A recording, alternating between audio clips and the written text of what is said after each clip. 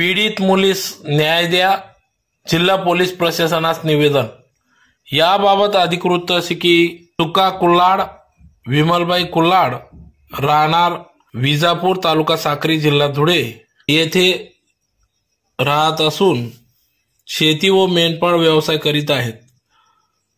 शेती मेंढपाळ व्यवसाय करून स्वतःचा परिवार उदरनिर्वाह करीत असून दिनांक 7/1/2024 रोजी रात्री 9 वाजता मायाबाई सुका कुल्हाड वय 17 वर्ष 3 दिवस या मुलीस पीडित महिलेस बापू सोनवणे, मुकेश नांद्रे, भगू दगा बापू सोनवणे याने मारून टाकण्याची धमकी देऊन जबरदस्तीने पळवून नेले व तिच्याशी जबरदस्तीने अशा अत्याचार केले। अनैतिक अत्याचार केल्याने व जबरदस्तीने शारीरिक संबंध ठेवले।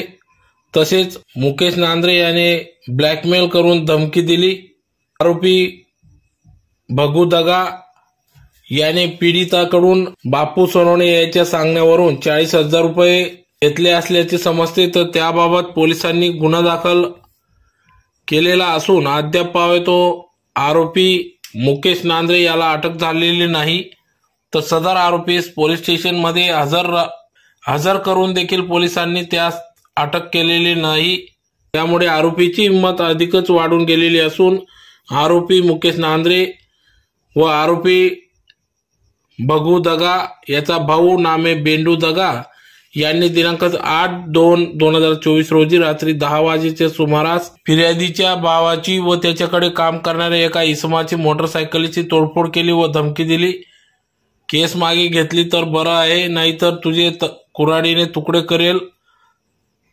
तर यावेळेस सदर आरोपीचा भाऊ बेडू दगा याच्याकडे कुऱ्हाड होती। त्यामुळे पीडित व त्यांचा परिवार घाबरलेला असून सदर आरोपी हा पीडितावर व तिच्या कुटुंबियांवर वेगवेगळ्या प्रकारे दबाव आणत असून धमक्या देत आहे।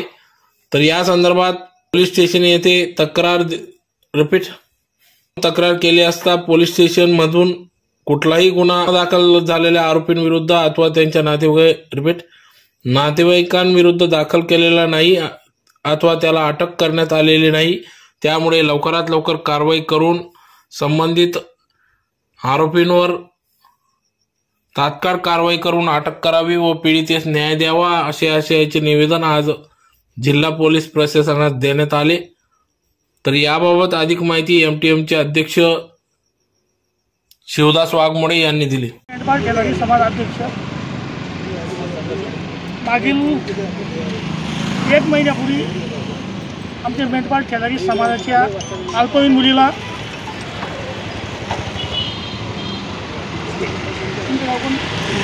विजापूरच्या बाजूचं सडवेल गावातील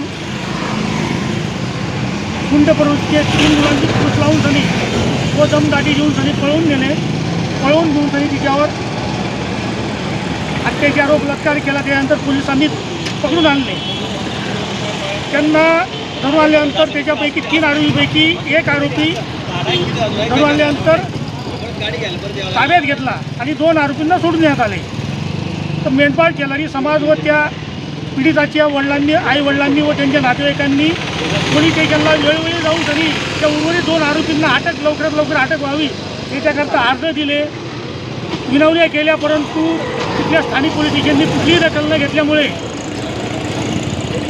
ते माझ्याकडे आले। मी समाजाचा अध्यक्ष असल्यामुळे आणि आज आम्ही माननीय धुळे जिल्हा पोलीस अधीक्षक साहेबांना पीडिताच्या वतीने निवेदन देऊन सनी आम्ही सर्व समाजाच्या वतीने विनंती करणार आहोत की अशिक्षित व मागासवर्गीय मुलींवर नेहमी असे अत्याचार होत असतात आणि हे जो गावगुंड आहे तर यांच्यावर कुठली कारवाई नाही झाली तर अजून येणाऱ्या काळात अनेक अल्पवयीन व